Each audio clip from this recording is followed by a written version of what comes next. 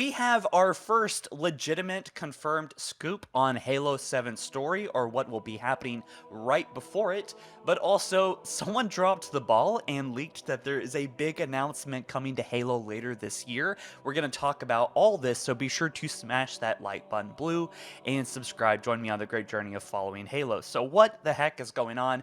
We have 10 stories that will be coming to Waypoint Chronicles next year. We're going to dig into that in just a moment, but let's get right into the juicy stuff. What is going on with Halo 7's story?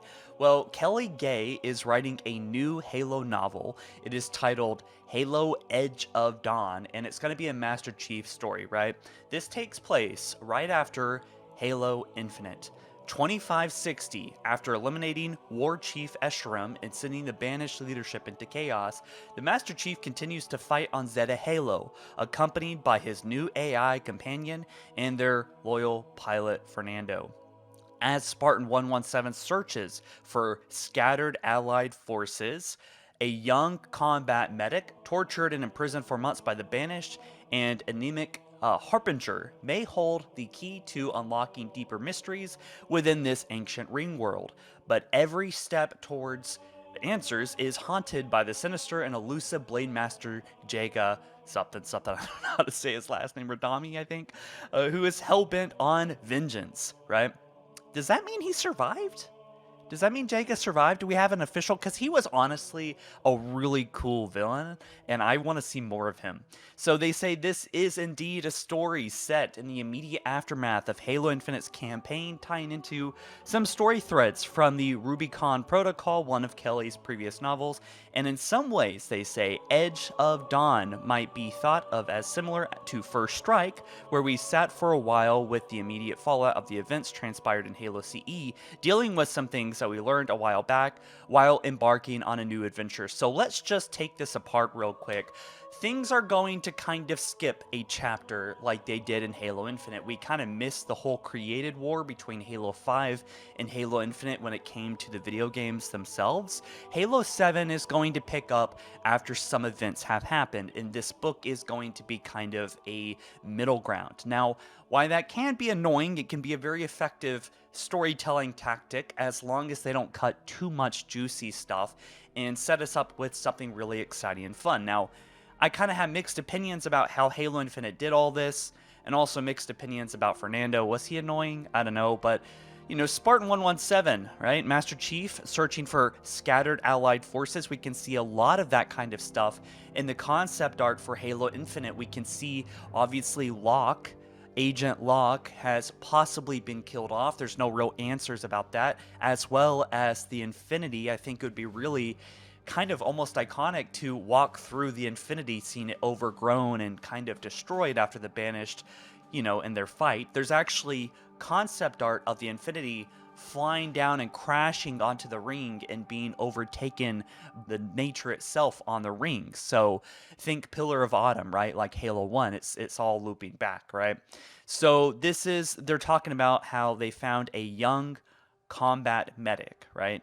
This is someone that's been tortured and imprisoned for months by the Banished. So this new character, is it a woman? I'm not sure, but is this person going to tie into the bigger part of the story?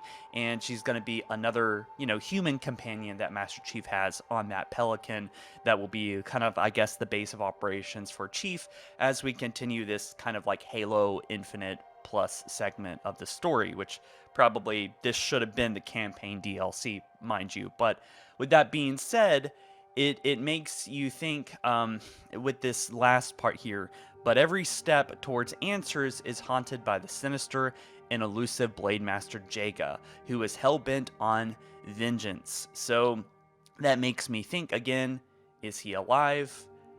It certainly sounds like it, right? Based off what they said. And again, they said this is set right after Halo Infinite story. So there's a little breakdown there. Now, we do have some exciting news, and this is coming from Rebs Gaming.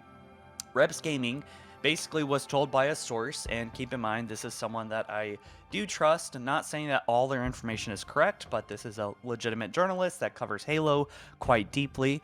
And they said that they had talked to someone that went to Dallas, Texas DreamHack recently, and this person was talking to someone at Halo Studios, and they were told that a big announcement at Halo World Championship later this year will be happening, which is pretty exciting because I do intend to go to that. So do look out for information on that. I am very excited to meet up with you guys again. But now, if you don't know, the Halo World Championship is kind of a platform for Halo Studios 343 to announce things, to show off things. We've seen things like the AI and Forge announcements and tons of other trailers and huge things that happen with Halo. This is kind of like Halo's personal E3, so that is going to happen probably, I believe, sometime in October. Usually it happens at the end of October. And if that is true, if this leak is real, then we're going to be getting a big announcement for what looks like just the entire franchise. Maybe it could be one new Halo game. Maybe it could be 2 new Halo games. Dare I say 3 new Halo games will be announced, but I'm just going to assume that it's the Halo Combat Evolved remake. And there are rumors right now that it is going to change things in the established lore and try to reboot Halo and will be multi-platform like on PS5, change the lore, possibly, I don't know, but possibly kind of match and line up more with the Halo TV show, which is extremely concerning.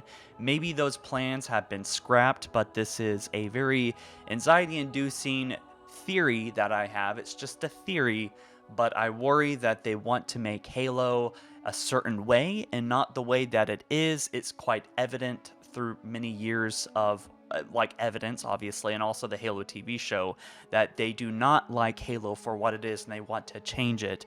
Now, a lot of the people that did all that have either been fired or are simply unemployed because the show was canceled, so who knows what's going to go on, but big announcement later this year is pretty much all you need to know. It's also reported that the fall update for Halo Infinite is going to be big in about 3 months. So once summer's over, something big is happening to Halo Infinite.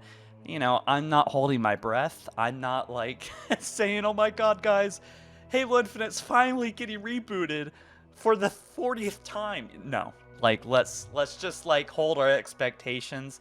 They have some modes in the works. It's weird and bizarre and nice that they're not giving up on Halo Infinite. And quite frankly, at some point, the game's got to like be impressive, right? I think they just need to add weapons and vehicles. So maybe it'll be the Falcon or something. I don't know.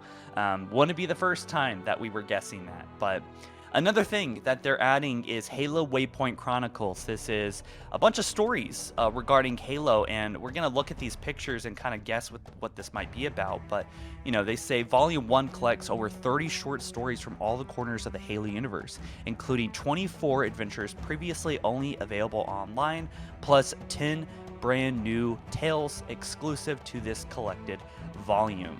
So this is something that's going to be coming out next year, and this is going to be a bunch of new stories. You know, obviously, I think some of these have already been made, like the Spartan, the first Spartan that I think was by Saturn or Jupiter that got infected by the flood. That's a problem. We also have other things happening here, like the banished Spartans that, you know, that happened. And then Halsey, Chief, and post-Halo 4 Arbiter going to take place at some point after, you know, Halo 5, I think. And just, you know, you could just sit here and kind of look at some of these. Some of these are new, I believe. I'm not 100% sure, but it's nice to see that there's a bunch of new Chronicle stories being added. And also, this is good because it's adding a lot of context for what might be the next Halo game. As long as you don't need to look at this and do your homework to understand what Halo 7 is going to be about and to understand the story, then great. This is just great material for, you know, deep Halo nerds that can get their fill for stuff in the meantime while we wait for an infinite amount of time for the next Halo game to release. But yeah, just looking at this one more time, man, this is so interesting. 2560. Right after the campaign, man. Master Chief searches for scattered Allied forces. It would make sense, and it makes you wonder, what about Blue Team? What about Agent Locke? What about Thomas Lasky or Spartan Palmer? All the people that were on the Infinity, we have no idea what happened to them. We know that there's obviously, like, the Rubicon Protocol, there was some things happening with other Spartans, but it's annoying on how little answers that we actually got from Halo Infinite.